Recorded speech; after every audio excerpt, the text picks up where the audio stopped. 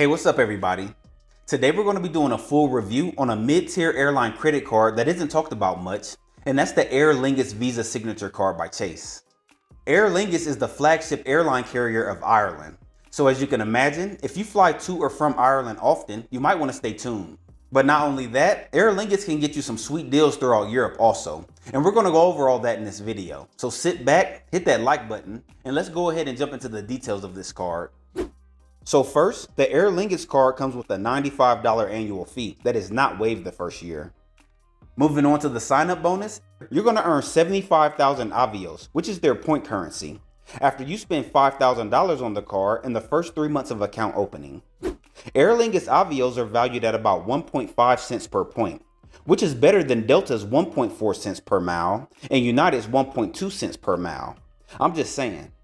But anyway, that makes 75,000 avios worth $1,125, which is a very good bonus. But moving on, let's take a look at the different categories in which you can earn avios on your everyday spending. So with this card, you're going to earn 3 avios per dollar spent on Aer Lingus, British Airways, and Iberia flight purchases. If you didn't know, British Airways is the flagship airline carrier of the United Kingdom, and Iberia Airlines is the flagship carrier of Spain. All of these airlines earn and use avios as their point currency. And the huge benefit of this is that you can transfer these avios freely across the 3 different airlines, which can open you up to some good redemptions throughout Europe. And even better, British Airways is part of the One World Alliance. So that's going to open you up to a lot of other redemptions across the One World Alliance partners. Alright, next, you're going to earn 2 avios per dollar spent on hotel accommodations booked directly with the hotel. And lastly, you'll earn 1 avios per dollar spent on all other purchases.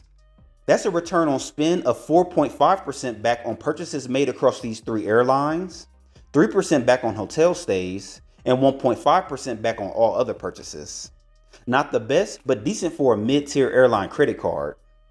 Next, let's take a look at the benefits that come with this card. First, you're going to get priority boarding on Aer Lingus flights departing from and returning to the US from Ireland. I'm not sure why you don't get it on all Aer Lingus flights. They're being a bit tight here. Next, the card has no foreign transaction fees, which makes it a good card to use when traveling internationally. Lastly, if you spend at least $30,000 on the card in a calendar year, you'll earn a companion ticket that is good for 12 months. And that's about it when it comes to the benefits. Pretty bad for an airline credit card that has a $95 annual fee. They could at least offer you some free checked bags or something. Anyway, let's take a look at the insurances and protections that come with this card. You're going to get baggage delay insurance, lost luggage reimbursement, purchase protection, and extended warranty protection.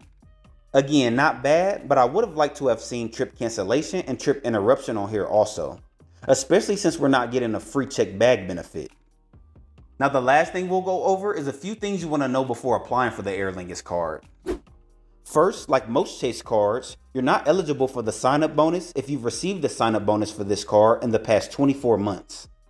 Next, Aer Lingus avios will expire if you don't use any avios for 36 consecutive months. Lastly, Chase's 524 rule does apply to this card. So if you've been approved for 5 or more cards from any issuer in the past 24 months, your application for this card will automatically be declined. So, who is this card good for? This is a good card for individuals who fly to Ireland at least a few times a year, and who will get good value from the benefits associated with this card. It's also a good card for individuals who fly to Europe in general quite often, as you can find some good redemptions throughout Europe as well. If you do get this card, I highly suggest joining British Airways Executive Club, which is their loyalty program, because as I mentioned earlier, you can transfer your avios earned on the Aer Lingus card over to British Airways and can get access to One World member flights, which can really open up your travel destination options. Now, people in the mid-game, meaning they have or have had most of the quality points and miles credit cards and are looking for sign-up offers, might benefit from the sign-up bonus if you have a trip to Ireland or somewhere else in Europe coming up in the future. I personally would go after a card that has a much more flexible point currency, like the Chase Sapphire Preferred, for example, unless I had a specific trip in that region planned, because this is a subpar card that is lacking a lot. Well, that's all I have for you today.